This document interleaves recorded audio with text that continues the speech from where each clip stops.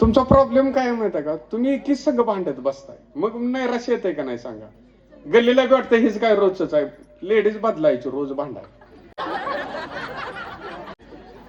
Variety ठेवायची. मग बायकासने वाटतं ही भांडकुर आहे, आणि नजर टाकली तरी महिला भीती, मग आज आपल्या संघ भांडल म्हणून.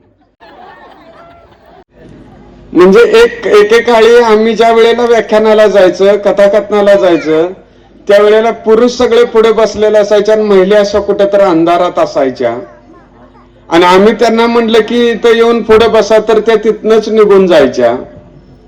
आज मात्र तुम्ही पायावर पाय टाकून बसला आणि ते बिचारे तिकडे कोपऱ्यात बसले. हा विजय सावित्री आईचा आहे, हा विजय राजमाता जिजाऊंचा आहे. आणि हे आम्ही सगळेजण इथं बसलेले सगळेच असतील. काही ह्या पद्धतीची सुरुवात केली, नव्या दिशेला वाटचाल दिली.